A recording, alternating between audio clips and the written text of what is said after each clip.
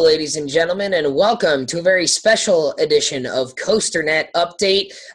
Not really breaking news tonight, more of like a trip report, but a very special trip report because, Andy, I got to do something very, very special and something very rare for coaster enthusiasts this past weekend after Hollywood Nights. If you're friends with me on Facebook or Twitter or Instagram, you already know about this. What's that? Yeah, nicely played. So if you're a very, very avid coaster enthusiast, the name John Ivers might ring a bell to you, and the words "the Blue Flash" might be a bit more familiar. And by that, I mean the famous backyard roller coaster, the Blue Flash, the backyard roller coaster in the middle of Indiana with the loop that goes up the side of the A-frame shed. Andy, I was there on Sunday after Hollywood Nights. Mr. Ivers and his wife Sharon, they invited myself and my family out on Sunday morning to take a few rides and visit them and check it out. And it was an absolute blast. So we're just going to talk for a few minutes about what the experience was like. Now this is something that you've been talking about for a whole long time. Yeah, I think even back to our very first trip to Hollywood Nights, which is what, 3 years ago now, our first trip? 2015, yeah, 4 seasons ago. And this is my 4th straight year at Hollywood Nights, so yeah. So even back then, there were plans. You were trying to make plans to see how we could fit it in and see if we could get there, and it just didn't work out with timing and when we had to go down, and we had wanted to go to Kentucky Kingdom too. So there's this whole bunch of stuff going on. And you've literally been talking about it for 3 years, and finally you did it. So tell us how you did it first.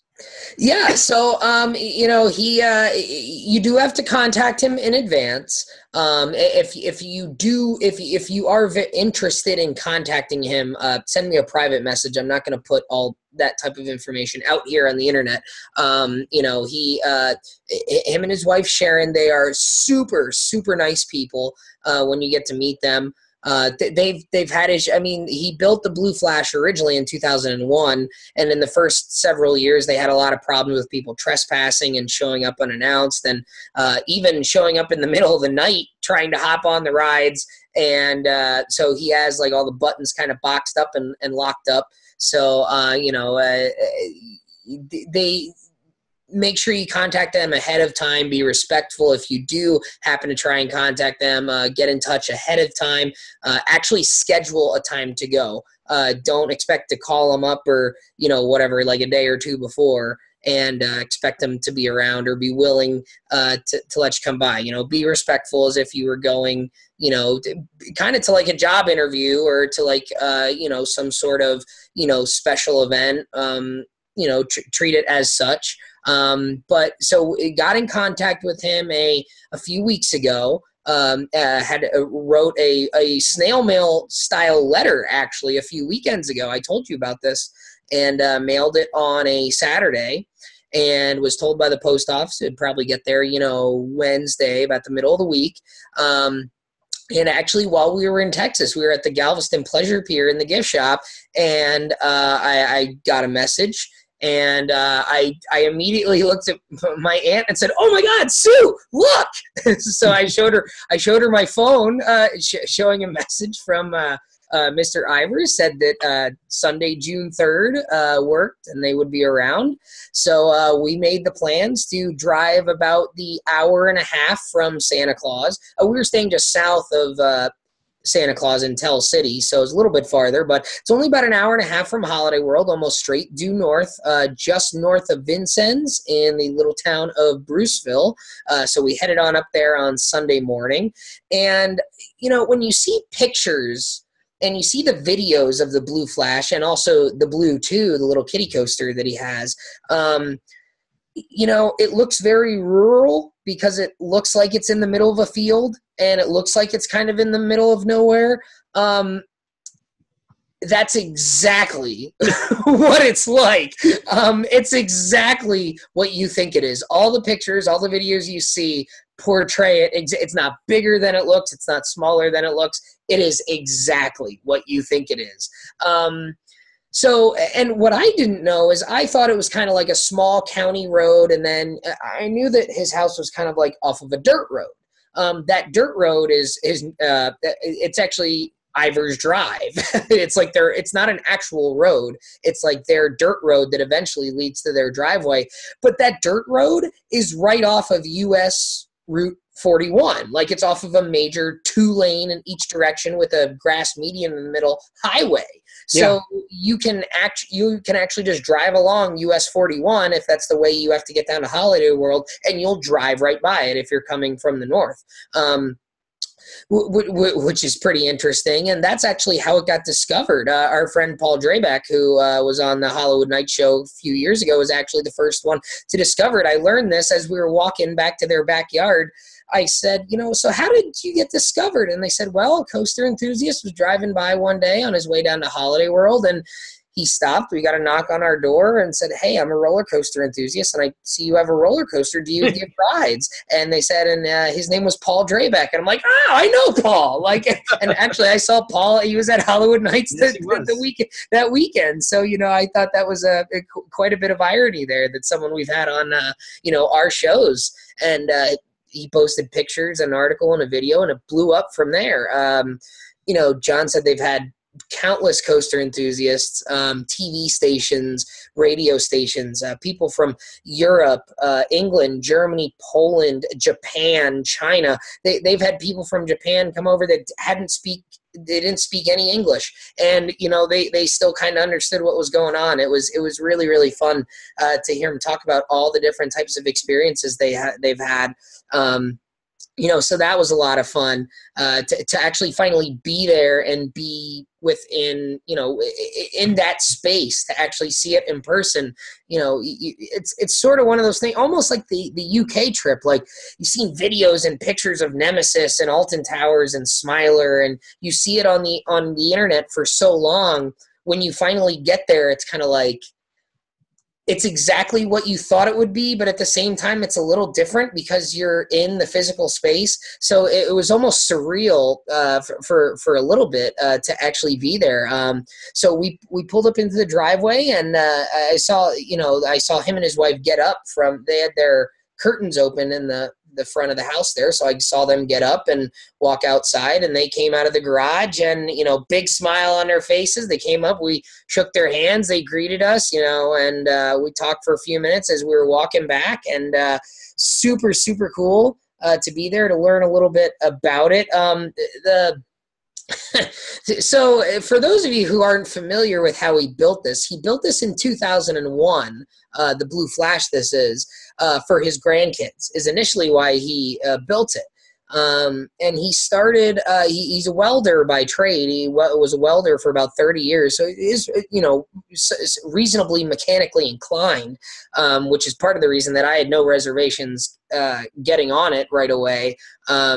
That and knowing people who have been there before and seeing so many videos of people riding it before, said he just used scrap metal. He made about a 10-foot section in his A-frame shed there. And, he made the car, which is like this welded frame, and he took a bucket seat out of an old Ford Tempo, is like the vehicle it's from, and it's got a big bulldozer. Like the seatbelt is like 6 inches wide. It's out of an old bulldozer, and the belt buckle is like the belt buckle is huge. Like, it's the size of an index card. Like that Steel Vengeance block of wood we got at Media Day. Yeah. Like, that's how big the buckle is on this seatbelt. Oh. It's yes, there you go. It's that sort of size. And he said the only thing in all of it on both coasters that he ever drew on paper and did some sort of math was the wheel assemblies and how they kind of fit around the rails. Everything else, he just kind of winged it. So he did that first section of track, and then got a big extension cord and his welder and took it out and just started welding pieces together. And, he went up the side of his shed, made it a little bit higher, and then did the drop. And, we'll put some pictures up here as we're talking about it as well. As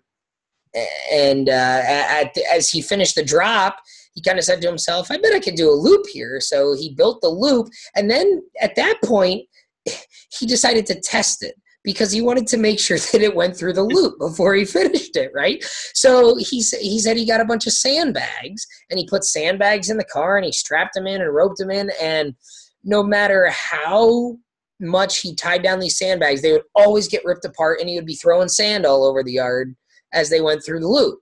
So I don't know how he came to this conclusion, but his next step was, well, I guess I better get in and try. I said, John, like, how did you come to that? And he was like, well, I just got in there. He didn't give it any thought. So he gets in, he goes up the lift hill, down the drop, through the loop, and then goes skittering across the yard in the car because the track's not finished yet. Yeah. And he knows it's not finished. It's like every roller coaster tycoon nightmare. Yeah, that's exactly what it's like. It's like Roller Coaster Tycoon out of like 2001 or something. Blue Flash 1 has crashed. Oh, yes. Backyard Roller Coaster 1 has crashed, right? So he gets up and he goes, oh, it worked. I guess I can finish it now. So then, it kind of goes up and to the left and does a little crossover hill, and then just does a little turn, and then goes back to ground level where once it gets warmed up, now we'll show the video of me riding here in a minute. Neither my aunt nor my brother, neither of them wanted to ride it first. But when he said, so who's going to go first? They both looked at me immediately, and they knew I knew that I was going to have to be the first one to ride it, and I had no problem with that. Now, John did say, like, the first couple laps, it needs to get warmed up, and it's funny because I'm the heaviest of the three of us, and I went the slowest because I went first. Aunt Sue actually went the fastest, and she only went around once, but she went the fastest of us because she went last, which, she was hoping to get a less intense ride, so maybe she ought to go first. But as you'll see in the video, I almost didn't make it over the crossover turn after the loop on the first couple laps because it was a little bit breezy and it was a little chilly. But once it got warmed up, it was going around real nice. So I hopped in. So I hop in, and he's got an Indianapolis Colts like racing seat cover on the chair, which is kind of cool. And you sit in it, you buckle up this big old bulldozer seatbelt, and then you're hanging on to the bar. And if you have enough speed, eventually you can actually go around and you'll just catch the lift, and you can just keep going all day if you wanted to. I know he's done that from time to time. Fun fact, his wife, Sharon, has never ridden it. 17 years this thing has been around. She's never ridden it. She's definitely afraid of it. She said she's ridden one roller coaster in Florida ever, and she'll probably never ride the Blue Flash. Well, that's probably because she rode Manta, and so she was just done with roller coasters. Oh, stop it. She's like, oh, this is garbage. Who would want to do this crap? No, I guarantee you it was not Manta. I don't know what it was. It was probably Space Mountain if I had to guess. But so anyways, so I get strapped in, and we'll put the video up here. I went around 3 times. That's kind of like the standard of how he does the first time around is he lets you go around 3 times. So Andy will put the video up here. So he pushes me onto the lift hill.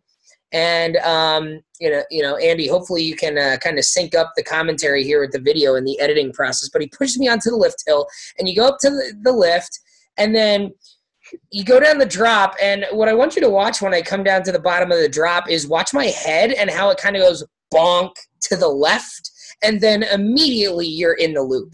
So I went around 3 times here. So, watch these different points as I'm going around. So the first drop is really fun. It's actually quite a bit intense. And when you get to the bottom, it flattens out and straightens out really quickly. And your head kind of gets bonked over to the left. And then you're immediately in the loop.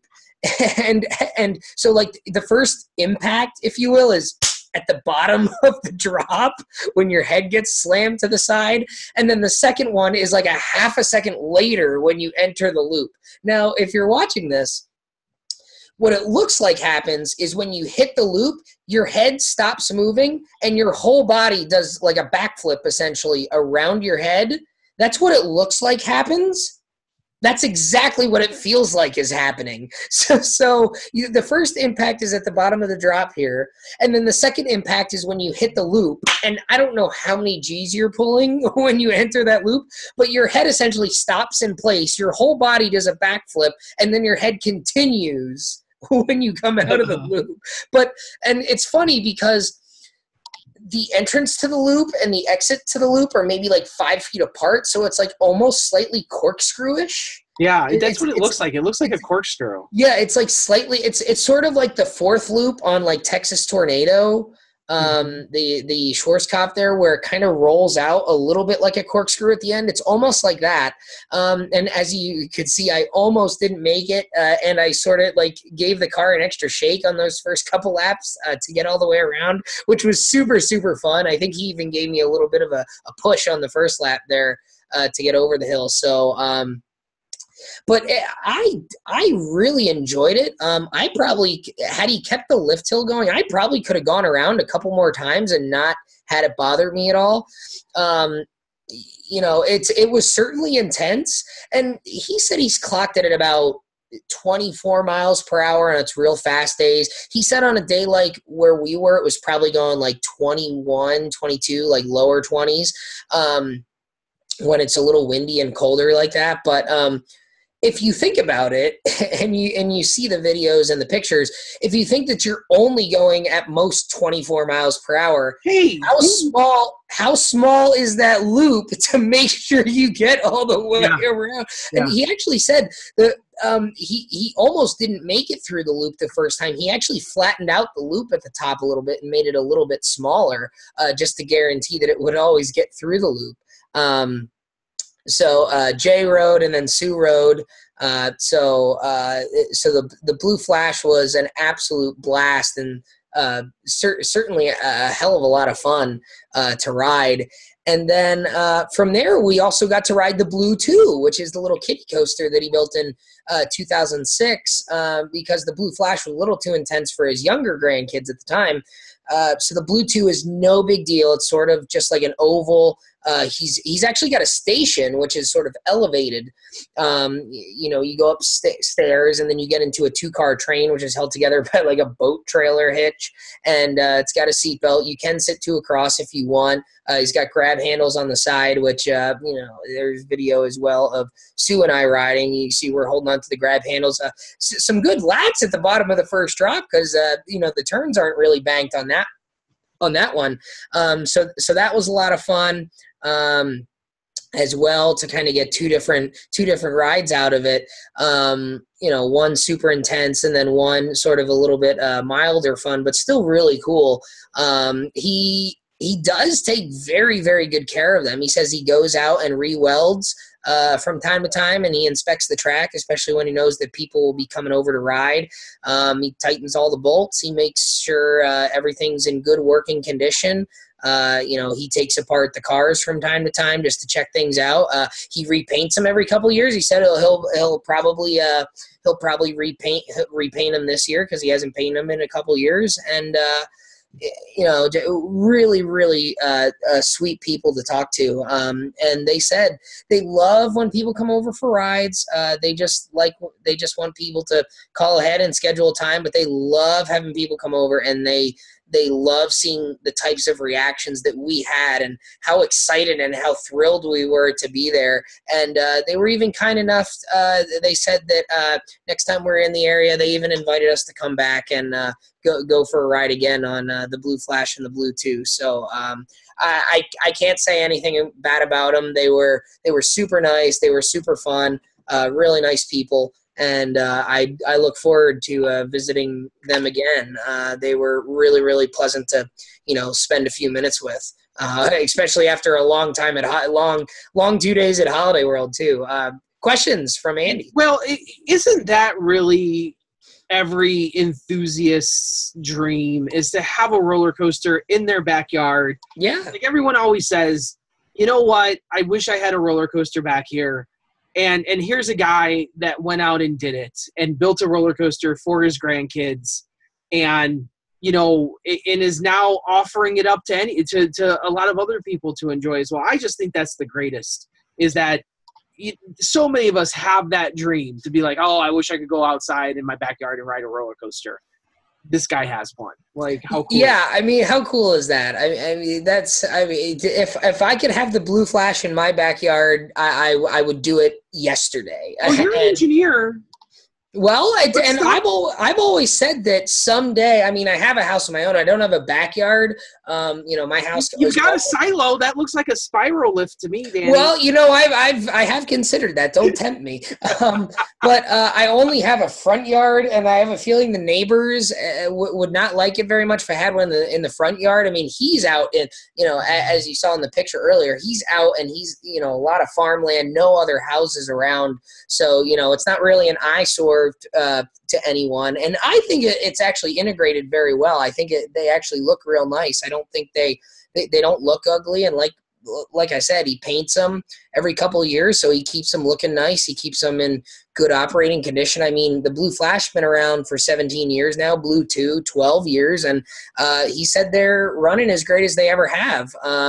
So, that's a testament to how much care and time he puts into keeping them running. And, it's so cool that they are willing, in most cases, for the people who are respectful and who are passionate and really would like to experience this. It's so cool that they open up their homes for people to have this experience. And I told him while we were there, I said, we went to England last year. We're going, back over to Europe next year to do, a couple different countries. We've been to Canada. We've been to just about every park in the United States. But, it was certainly something very different and certainly something very memorable to, after all these years of seeing the videos and news articles and people talking about it. And you hear so much about it. And even general public people will say, well, have you heard about that guy who built that one in his backyard that has the loop? People know that. When you say backyard roller coaster, people are like, oh, yeah, I think I've heard of that. I told people at work and showed them the videos. And they're like, oh, yeah, I've seen that. You were there? Like, people know this. So, boy, what a cool thing to kind of check off the old roller coaster bucket list finally. So I don't know if John and his wife are watching, but if they are, thank you so much. We had a ton of fun, and we can't wait to visit them again soon because they were super, super nice and super, super fun. Well, absolutely. It sounds like a great time. So as always, thanks for joining us here on COASTER-net Update. I'm, of course, Andy Rabarchak from Chicago, Illinois. And Danny Miller from Binghamton, New York. Right on, Ride Warriors. See you next time, guys.